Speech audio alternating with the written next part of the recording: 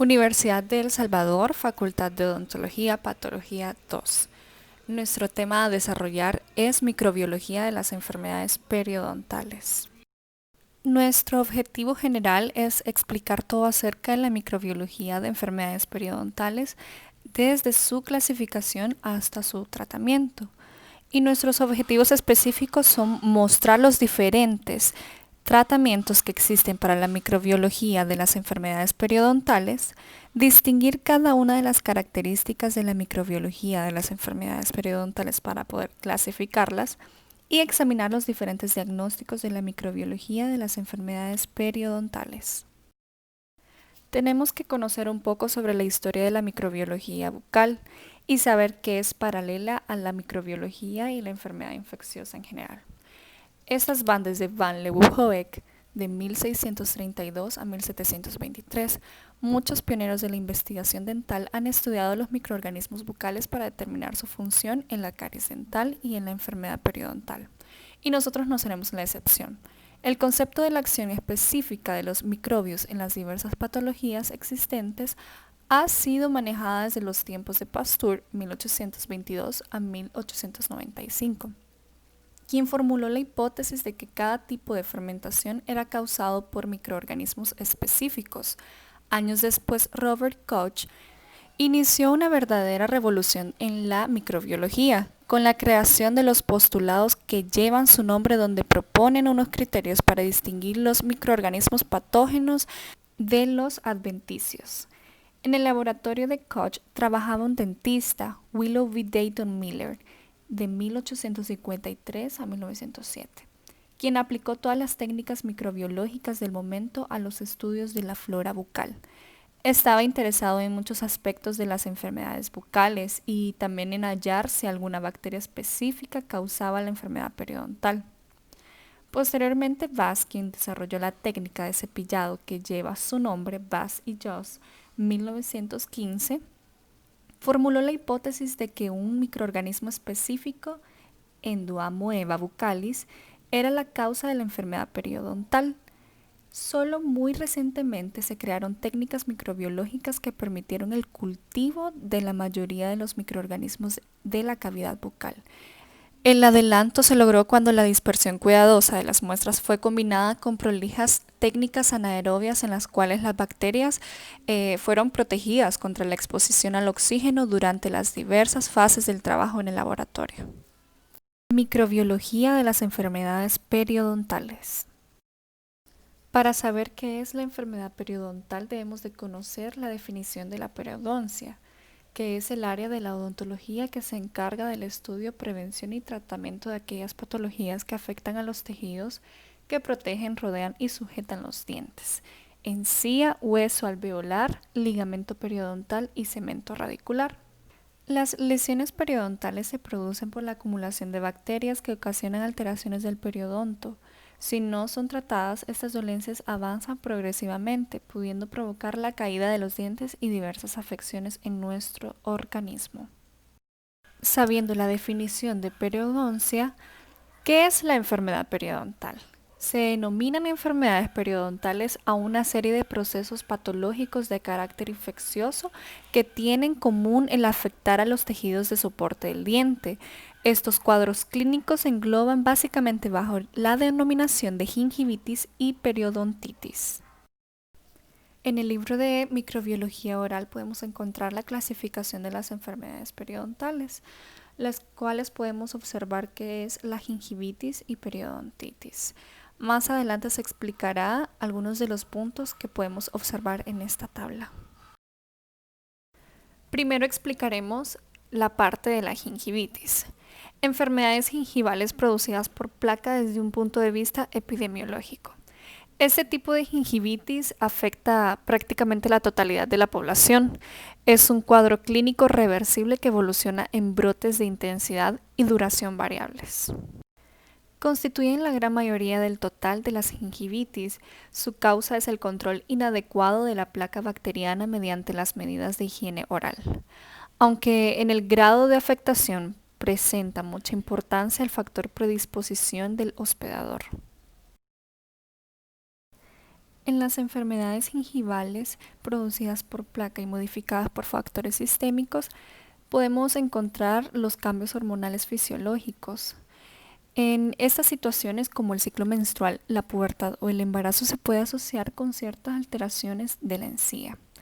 En estos casos, siempre se necesita la conjunción de las bacterias de la placa con las hormonas, aunque la microbiota asociada a estas situaciones es totalmente inespecífica.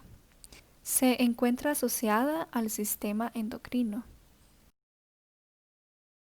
Otras enfermedades gingivales producidas por placa, modificadas por factores sistémicos y asociadas al sistema endocrino son las alteraciones metabólicas como la diabetes mellitus. La gingivitis es un cuadro presente normalmente en los niños con diabetes de tipo 1. En estos casos suele encontrarse una gravedad mayor de la esperada por los niveles de placa del paciente, como se puede observar en la figura 55.2. Asociadas a discrasias sanguíneas. Las manifestaciones orales han sido descritas sobre todo en leucemias agudas. Aparecen las alteraciones gingivales, sangrado gingival, enrojecimiento, aumento de volumen, que empieza por la papila interdentaria, junto con úlceras mucosas y petequias. Las enfermedades gingivales producidas por placa, modificadas por factores sistémicos y esta vez asociadas a la toma de fármacos, tenemos los agrandamientos gingivales relacionados con medicamentos.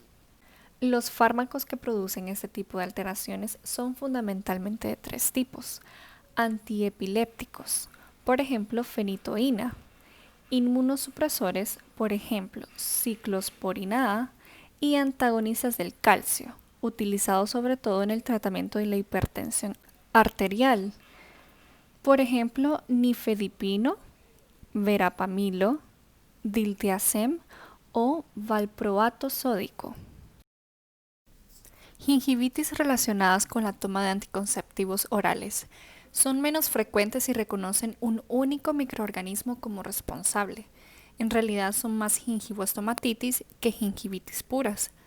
Como ejemplos hay que recordar las que acontecen por virus herpes simple tipo 1 y herpes zóster, y las asociadas con la herpangina, sífilis, candidiasis, actinomicosis e histoplasmosis. Y por último punto, en la parte de gingivitis está el número 2, lesiones gingivales no inducidas por placa. Periodontitis. La diferenciación entre gingivitis y periodontitis tiene un contenido especialmente clínico y anatómico. Desde un punto de vista anatómico, se produce periodontitis cuando la agresión bacteriana es capaz de generar una lesión de las fibras más coronales del ligamento periodontal o fibras transeptables, con afectación y destrucción de los tejidos de soporte del diente, ligamento periodontal, cemento radicular y hueso alveolar. En la parte de periodontitis tenemos el primer punto, que es periodontitis del adulto. Constituyen la mayor parte de la periodontitis. Pueden comenzar en la adolescencia o más tarde y continuar durante toda la vida del individuo. No suelen ser clínicamente significativas antes de los 35 años. La prevalencia, que es el número de individuos afectados, y la gravedad, cantidad de zonas afectadas por individuo, aumentan con la edad y están directamente relacionadas con la presencia de placa y cálculo. Su evolución es normalmente lenta y no parece tener predilección por ningún sexo. Podemos observar la figura 55.3. Periodontitis de comienzo precoz. Se caracterizan por empezar en edades infantiles o en adultos jóvenes y son menos frecuentes que las anteriores. En general suelen mostrar una evolución rápida y es más frecuente encontrar en estos casos situaciones de peor respuesta al tratamiento. Periodontitis asociadas a enfermedades sistémicas. En ellas existen factores añadidos que alteran la capacidad de respuesta del hospedador, con lo que su gravedad es mayor. Se relacionan con tratamiento mielodepresor, neutropenia crónica o cíclica, psoriasis, diabetes, síndrome de Papillon-Lefebvre, síndrome de Down, SIDA, etc. En la figura 55.5 podemos encontrar periodontitis rápidamente progresiva en un hombre de 35 años, asociada a una psoriasis con manifestación dermatológica y articulares. Enfermedades periodontales necrosantes, EPN. Actualmente se entiende que la separación entre gingivitis ulcerativa necrosante y periodontitis ulcerativa necrosante no se corresponden con la realidad clínica. Esto es así ya que no está bien delimitada la separación entre ambas y de hecho buena parte de las primeras provocan un grado mayor o menor de pérdida ósea. Periodontitis refractaria. Se refiere a ciertas zonas que presentan algunos pacientes que siguen mostrando pérdida de inserción después de un tratamiento aparentemente adecuado. Estas zonas probablemente continúan infectadas por bacterias periodontopatógenas. Diagnóstico de enfermedad periodontal. El diagnóstico de la enfermedad periodontal se ha basado en las mediciones clínicas y radiográficas, los parámetros de evaluación como inflamación de los tejidos, profundidad del surco gingival y evidencias radiográficas de pérdida de hueso alveolar. Permanecen como bases en el diagnóstico clínico de la enfermedad. Toma de muestra. El primer paso para realizar un diagnóstico molecular es la obtención y preparación de las muestras. El procesamiento de la muestra. En líneas generales, el procedimiento debe incluir liberar el ácido nucleico del organismo de estudio a partir de la ruptura enzimática o mecánica de la pared celular. Purificación del material genético mediante tratamiento con cloroformo, fenol y etanol, proteinasa K y eventualmente RNasa. Las técnicas son PCR, que es proteína C reactiva, es una amplificación en cadena de la polimerasa, alta sensibilidad y especificidad.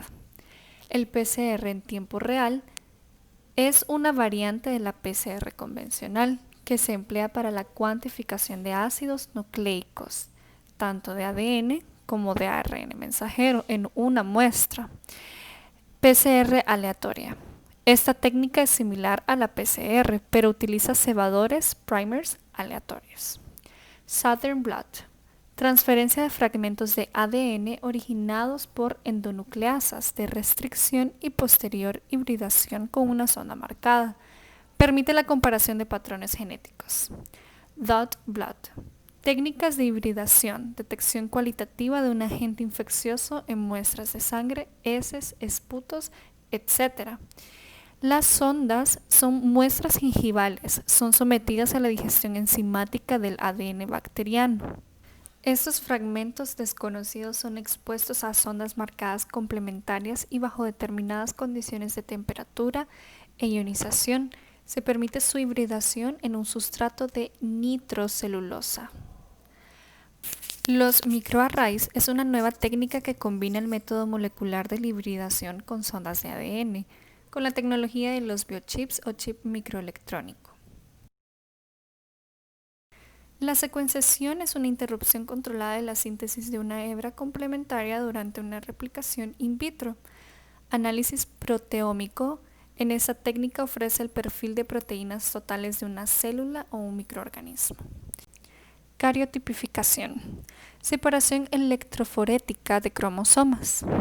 Y por último está la restricción, FRLP, digestión del material genético con enzimas de restricción, utilizadas para generar patrones electroforéticos de aislamientos pertenecientes a una misma especie o a especies diferentes. Utilidad en epidemiología molecular. Tratamiento. El control de placa bacteriana es el método principal en la prevención de las enfermedades periodontales. Cada vez está más extendido el denominado control químico de la placa de manera complementaria a un control mecánico ineficaz. Los fármacos más utilizados a tal fin son los antisépticos bucodentales, siendo ampliamente aceptados la clorhexidina como el de mayor eficacia. Existen, sin embargo, muchas formulaciones de distintos principios activos, ante lo cual parece justificado hacer una revisión con el objetivo de aclarar la mayor o menor eficacia de estos, así como sus diferentes indicaciones. Una de las características de los agentes antiplaca. Una revisión de los agentes químicos para el control de placa exige discutir los requisitos básicos que deben de reunir, los cuales son la especificidad, la eficacia intrínseca, seguridad, sustantividad y la eficacia. Sustancias utilizadas para el control de placa dental. Existen múltiples grupos de sustancias utilizadas en el control de placa. Y ahorita comentaremos las más utilizadas en la práctica clínica.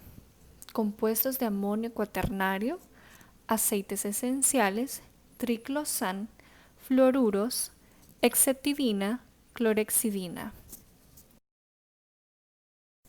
Medidas a tomar en cuenta las enfermedades periodontales.